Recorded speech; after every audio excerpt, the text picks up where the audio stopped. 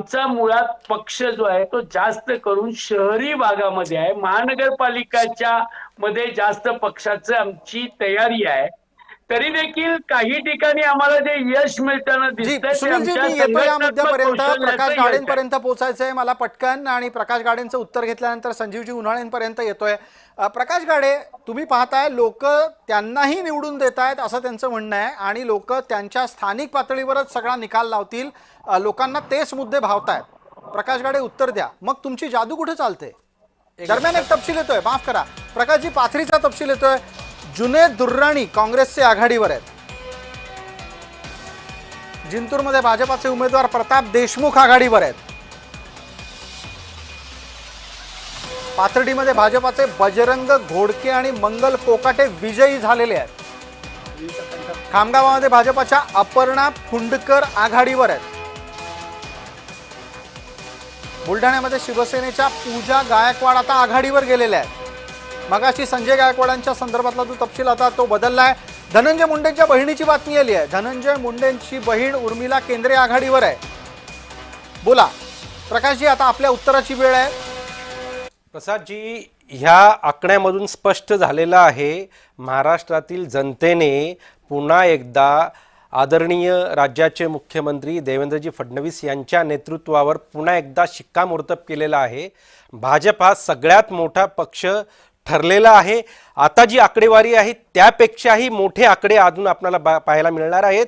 आणि एकूणच जे मागच्या 10 ते 12 वर्षामध्ये आदरणीय पंतप्रधान नरेंद्र मोदीजी असतील, राज्याचे मुख्यमंत्री आदरणीय देवेंद्रजी असतील, यांच्या नेतृत्वात एकूण जो विकास झालेला आहे, एकूण जे योजना जे आपण सरकार राबवतोय ते तळागाळापर्यंत पोहोचतायत, याचंच ह्या निकालातून उत्तर मिळत आहे. उन्हाळ्यांपर्यंत जातो. दरम्यान आता जो स्क्रीनवरचा तपशील आहे तो मोठ्या स्क्रीनवर आता दाखवावा हेही सांगेन. आणि त्याचबरोबर माझ्या सोबत स्टुडिओमध्ये आमची सहकारी प्रणिता बोरसे जोडल्या गेलेल्या आहेत. प्रणिता बोरसेही आपल्याला तो तपशील वाचून दाखवतील. पूर्ण स्क्रीनवर आपण तो पाहणार आहोत. दरम्यान संजीव उन्हाळे, आपल्यापर्यंत मी येतो आहे. आणि संजीवजी, याचं उत्तर द्या की ज्या वेळेला उद्धव गटाच्याकडून हा दावा केला जातो की होय त्यांनाही विजयाची अपेक्षा आहे, कितपत आहे ती? नाही, कसं आहे माहिती का, या निवडणुकीमध्ये उद्धव ठाकरे जो गट आहे या गटाचं वर्चस्व हे मराठवाड्यासारख्या काही भागामध्ये अजूनही आहे. म्हणजे शिवसेनेचा म्हणजे बाळासाहेब ठाकरेवर यांच्यावर प्रेम करणारा जो माणूस आहे तो कार्यकर्ता अजून हल्लेला नाही, पण पुढारी माणसं एका वेगळ्या गटामध्ये किंवा अगदी खऱ्या भाषेत सांगायचं म्हणजे टोळीमध्ये ते दाखल झालेले आहे. परंतु उबाटाचं सर्वस्वच हा धूळ निघालेला आहे अशी परिस्थिती नाही.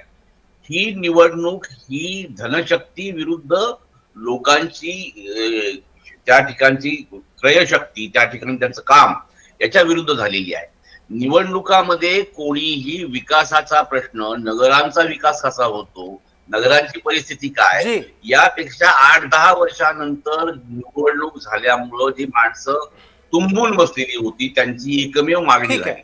आणि ही मागणी वाढती असल्यामुळं आणि विशेषतः भाजप जास्त चलती असल्यामुळं भारतीय जनता पक्षाकडे जास्त लोकांचा ओढा आहे.